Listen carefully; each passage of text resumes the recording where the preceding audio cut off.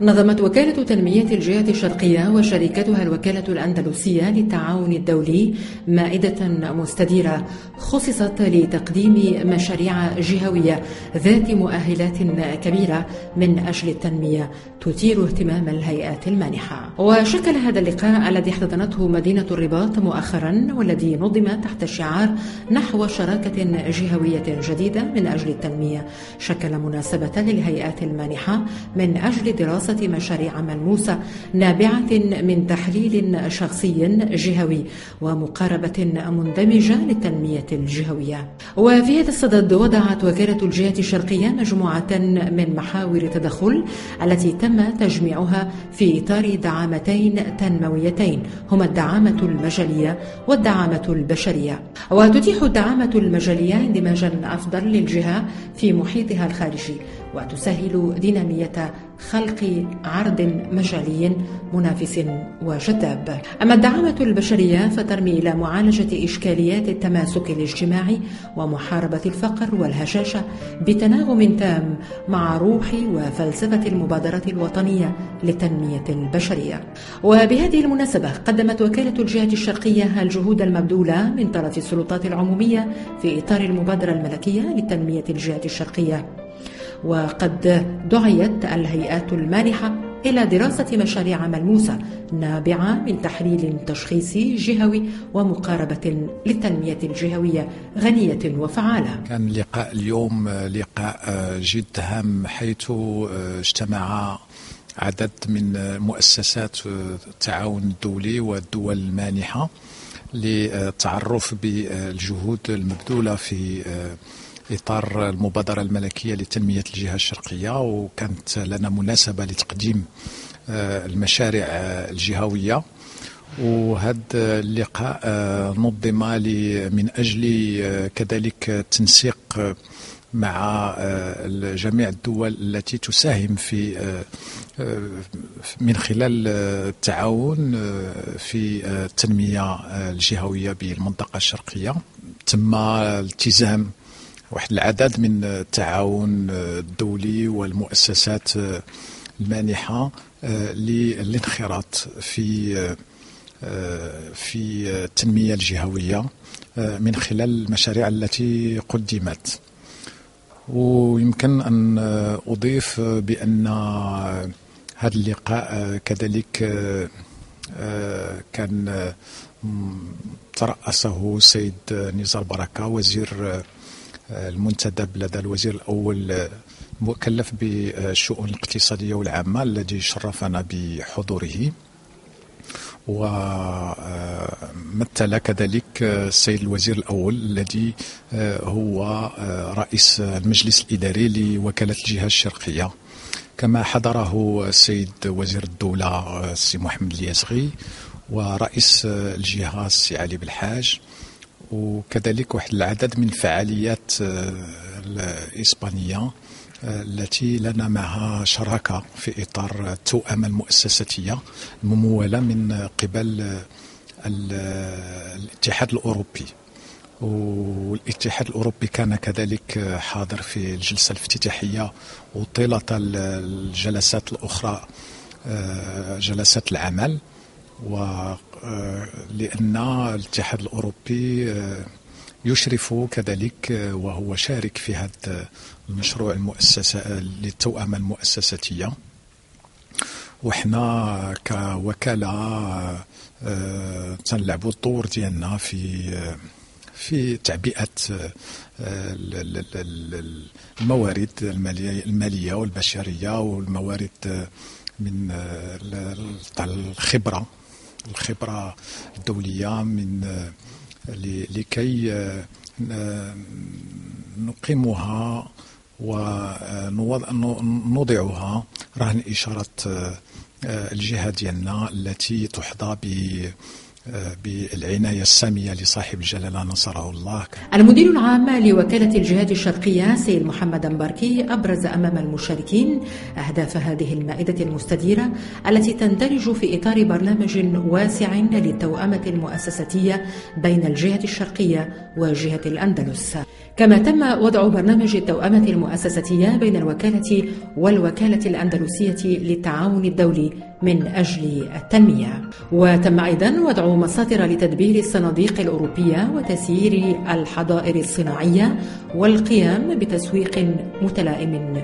وأوضح المسؤول عن هذا البرنامج أنه سيمكن أيضا الهيئات الإدارية والعمومية الوطنية من جهة من الاستفادة من فرص انفتاح المغرب على السوق الأوروبية، ومن جهة أخرى من مواجهة المخاطر التنافسية المترتبة عن هذا الانفتاح. هذا مشروع توأمة بين الجهة الشرقية ووكالة الأندلس بإسبانيا، وهو ممول من طرف الاتحاد الأوروبي، وهدفنا هو تحريك المشاريع في الجهة الشرقية ونقدم تجربتنا لصالح بلدان البحر الأبيض المتوسط. وقد أبرزنا النتائج في هذه الطاولة المستديرة لوزارة الخارجية والتعاون، ونحن هنا كذلك لإبراز قيمة هذه الجهة بالنسبة للمغرب والاتحاد الأوروبي، وسنعمل بكل جهد لدعم وتنمية وإنجاز المشروع الكبير.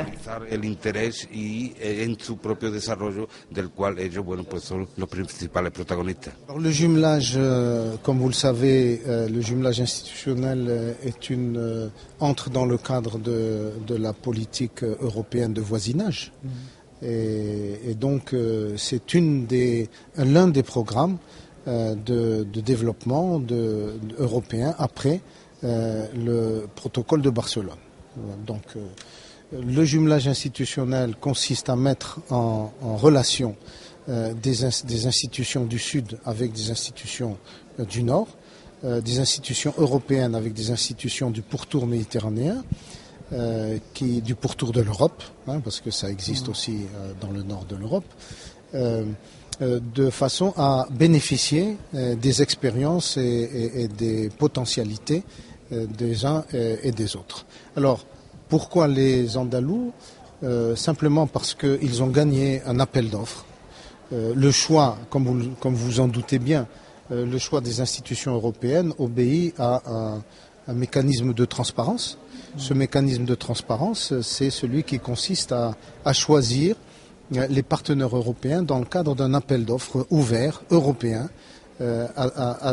adressé à l'ensemble des pays européens. Et par exemple, pour la région de l'Oriental, nous avons eu 5 pays qui ont soumissionné.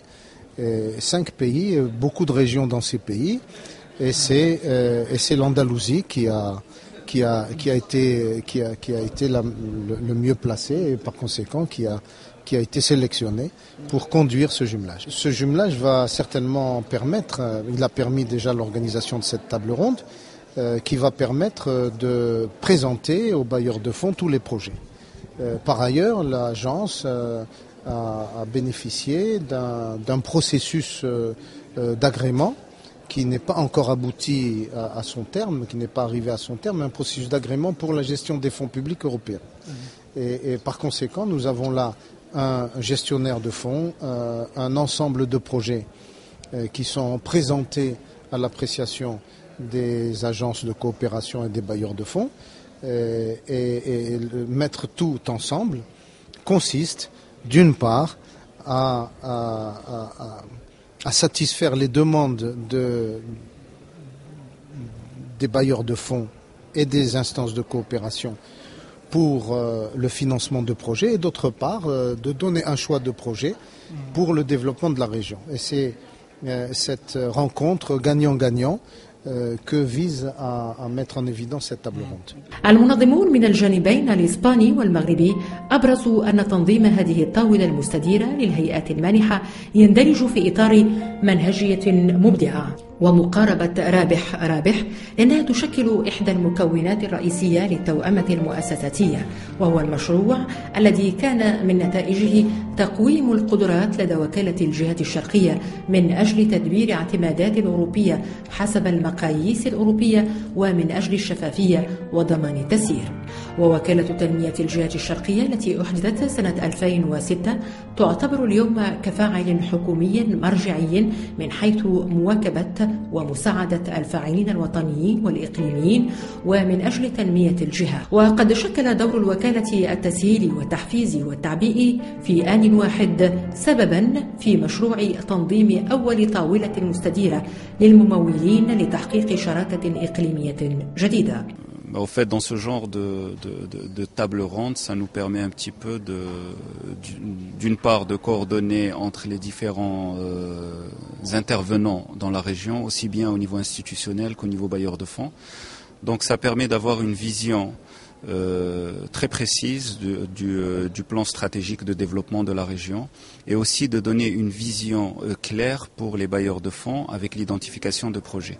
Dans la partie investissement, les projets qui sont accompagnés par les bailleurs de fonds permettent de donner une visibilité pour les futurs investisseurs, notamment dans le développement de projets extrêmement précis. Et comme on a pu constater, beaucoup d'intérêt pour la région de l'Oriental, avec différents types de coopération, notamment dans 2 ou 3 domaines qui reviennent le plus souvent malgré le développement de plusieurs axes, c'est la partie agricole et la partie de l'eau, et aussi la partie climat des affaires.